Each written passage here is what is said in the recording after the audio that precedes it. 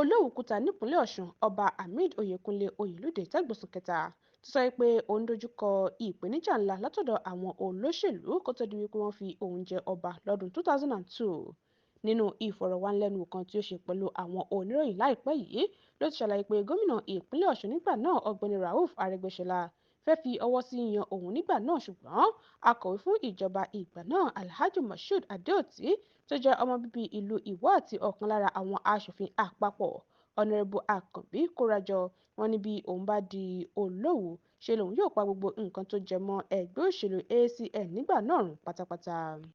Ó ní wọ́n sọ pé òun ti lówó jù òun sì ti súnmọ́ General Babangida jù wọ́n sì sọ pé kí gómìnà pọ́n ní dandan fún òun láti búra kí òun tó lè di ọba.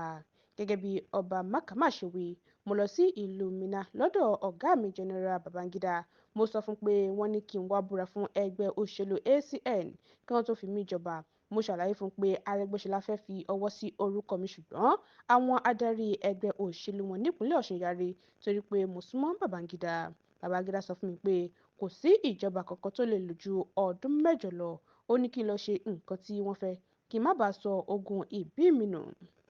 Mo pe akọ̀wé àgbà fúnjọba ìpínlẹ̀ Ọ̀ṣun mo sì búra níwájú òun àtàwọn aṣáájú ẹgbẹ́ mìíràn ṣùgbọ́n fún ògo Ọlọ́run mi ò dalẹ̀ ẹgbẹ́ wọn ló dalẹ̀ mi. Ọjọ́ tí ẹgbẹ́ òṣèlú ACN paradà di ẹgbẹ́ òṣèlú APC ní ìbúra àárín wa tán. Mo ní gbogbo nǹkan tí ẹgbẹ́ wọn bá fẹ́ ni màá máa ṣe. Àwọn náà sì sọ pé ohunkóhun tí kábíyèsí àti ìtẹ́ rẹ̀ bá fẹ́ ni àwọn yóò máa ṣe ṣùgbọ́n wọn kò mú ìlérí wọn ṣẹ. Tí mo bá béèrè nǹkan 10, ẹyọ kan ni wọ́n á ṣe ṣùgbọ́n tí wọ́n bá béèrè nǹkan ogun 25 ni mò ń fún wọn. Ọ̀rọ̀ ọjọ́ mìíràn nìyẹn. Medinat Adésóyè ló ń jábọ̀ ròyìn fún Etí Ọba TV.